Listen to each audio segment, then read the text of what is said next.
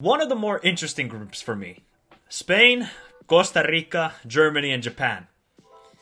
Well, which team do you want to start with? Which team do you want to start with this preview of this group? Ooh, good question. Uh, let's go with Germany.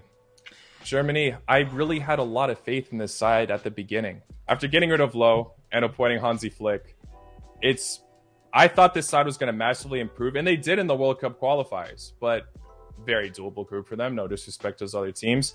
The only time they got disappointed was against Macedonia, and that was when Lowe was in charge.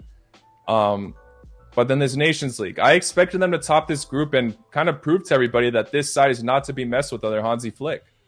But yeah, it's not been looking the case. They did get third, and not some impressive results, losing to Hungary.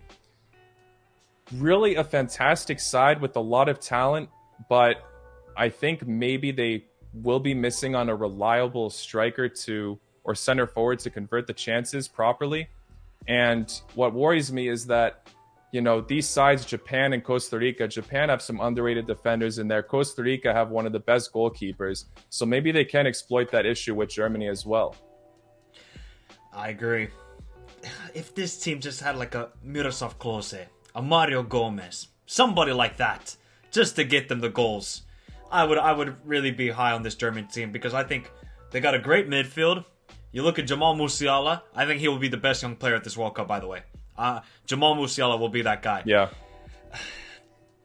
It's just the striker. I am putting absolutely zero faith in Timo Werner anymore. Zero. I don't care. I've lost faith with this guy. So, they don't really have anybody else. They might have to play Kai Havertz the false nine, and this guy, he's not a striker, so he's not really comfortable in the position. So, what is it going to be for Germany? But with Hansi Flick, anything's possible, because the guy's a great manager, and he has shown his qualities with Bayern Munich. He can still do well with Germany. Is this maybe a preparation for the next Euros, which obviously they're going to host a little bit, and then we could see maybe the team mold better? They only just had a striker. Maybe defensively, are you worried about them defensively as well, that they're too exposed at times? Yeah, it's possible that could be the case here. But I think they were experimenting a bit at the Nations League. They were rotating around that defensive line. They weren't even playing Neuer as well, although Ter Stegen has been solid himself. So it's kind of hard to judge that back line, but they definitely still can exploit, without a doubt. But I think this side overall, like you said, at first, to me, surprisingly, they were World Cup favorites at the very beginning. But I'm definitely not leaning towards that anymore. They could even struggle in this group. But I still have faith in them to squeeze out. I think a midfield is a fantastic talking point about this side, and they could help, stop those defensive exposures, or even prevent that sight of having a prolific goal scorer, because you could have the likes of Gundogan step up and score the goals. We've seen him do it for Manchester City, for example. So I wouldn't count out this side whatsoever. It's always hard to write off the Germans. And I had them as favorites, and then I was still having them as favorites to top this group, but I'm definitely kind of torn about that one at this point. I agree, and I think you got the likes of Kimmich, Goretzka, Leroy Sané, Gnabry, he hasn't been that great this season. Rudiger at the back. You still got Neuer, one of the greatest goalkeepers of all time. So, Germany, they got the pieces. It's just, can they get the goals? If that's going to be the key thing. If they can't get the goals, I'm worried with this side. I'm worried. What about then Costa Rica? I don't think a lot of people are talking about this side, because it is Costa Rica. We have seen this story before. 2014, incredible run. In a group where you could say it's a bit similar to this, right? Where nobody gave them a shot. But then they surprised. They won that group and made it to the quarterfinals. Yeah, shout out to Costa Rica. Shout out to Costa Rica, Los Ticos. They are one of the most informed teams in international football. And yes, it is CONCACAF, but they have been on a tear. I think they've only lost one game in like the last 10 or 15, I believe. And that was in the Nations League against Panama. So, I wouldn't write off Costa Rica. Look, they're going to be defensive, and they're okay with it. Can they just get the goals? And you know what? They could possibly be that. What do you think about Costa Rica? I really feel bad counting out this side. I really have a lot of respect for this national team. I really rate their goalkeeper, even their defensive line, the likes of Francisco Calvo, really clutch player. But it doesn't even matter what I say because they've already proven everybody wrong. But I still don't have faith in them to make it out of this group. I see it being similar to 2018, to be honest. Maybe they can make things low scoring. Maybe they can stop Spain or Germany from advancing. But to me, Costa Rica are just going to be down and out. They didn't convince me enough in those playoffs. It's great. New Zealand actually put off a really good fight against them. I'm not forgetting. I think a lot of people would say that New Zealand were the better team in that game. Yeah, in my opinion as well. Costa Rica with that early goal. Bravo to them for doing it at the end, of course. But this really is not the most promising Costa Rica side to me. But again, this is a side everyone wrote off in 2014. I'm not going to really, discredit them at all. But they're just that easy team for me to write off at the moment. Okay, fair enough. Only one player to watch. Well, actually, a couple players. Brian Ruiz still playing for them. I don't know how old the guy is, but he's still playing. And this of course, is going to be his last tournament, I think. Yeah, I wouldn't be shocked about it because Brian Ruiz is 100 years old, and I still remember when he played for Fulham. And then obviously Keylor Navas, they have this 18-year-old kid, and I remember when he played against the United States in like the last couple of games of the World Cup qualifiers, absolutely tore them apart. Jefferson Benete, I think he's only 18 years old. He now plays for Sunderland. He's a player to watch out for because he's started off really well with Sunderland with his career, so he's a player to watch out for. Now, I'm really, really excited about this team. And it ain't Spain. It's Japan. Because they were going to be a car crash happening because they lost their first two games in the third round of Asian World Cup qualifiers. And ever since then, they have been on fire and playing some amazing football. And they just have such a talented team, defensively strong when you got the likes of Tomiyasu.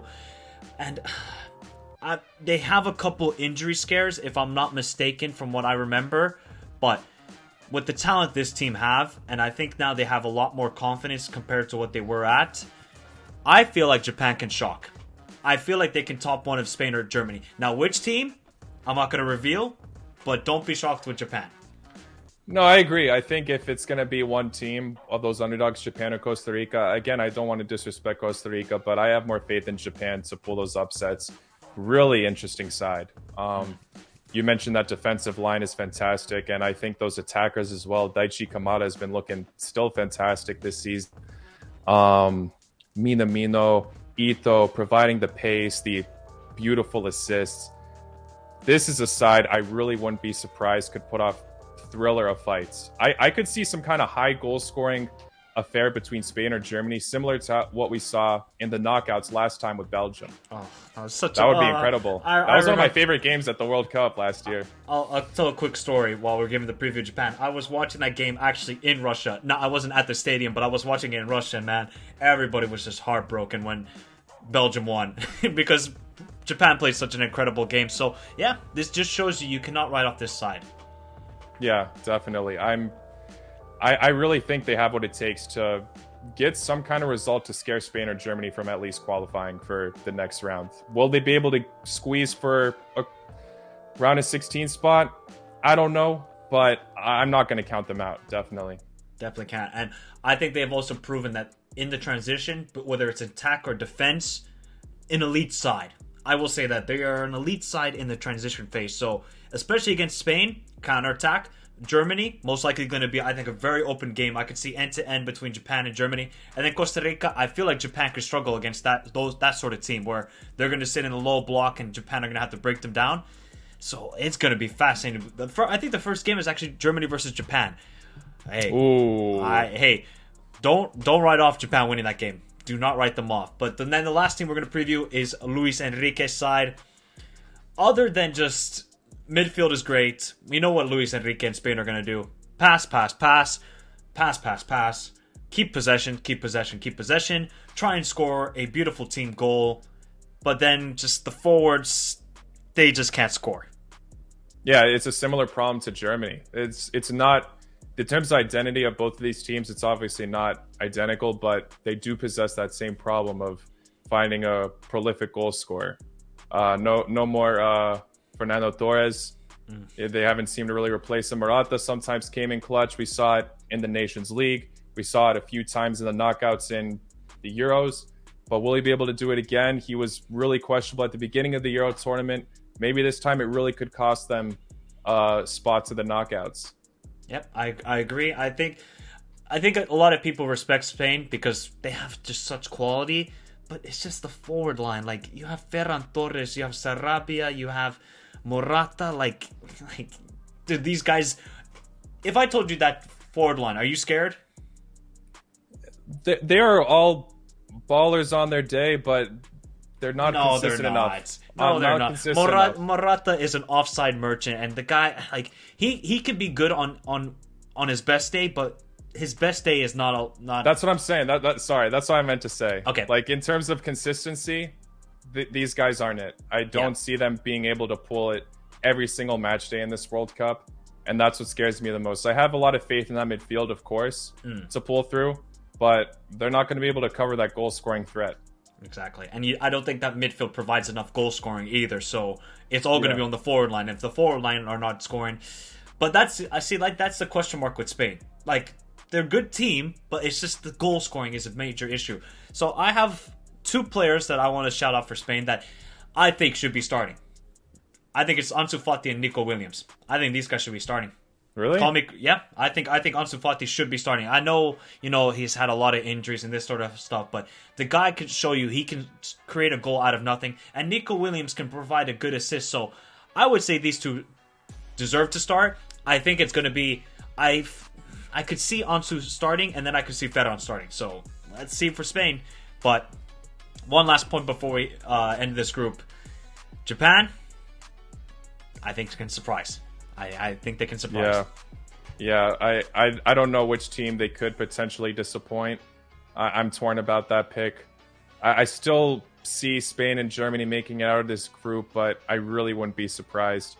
And on to your point with Ansu Fati and Williams, I think they both should be thrown into the equation, but I haven't necessarily been too convinced with Ansu Fati this season. I know sometimes he's been okay. Recently, yes, but again, I think he has been lacking that consistency. Maybe it's just taken him some time to get the ropes of everything, but a few matches where I watched him, he didn't really convince me too much. Okay, all right. I to be honest, give me Ansu Fati over Sarabia. That's all I'm going to say. Fair. That's all I'm going to say. That's all I'm going to say.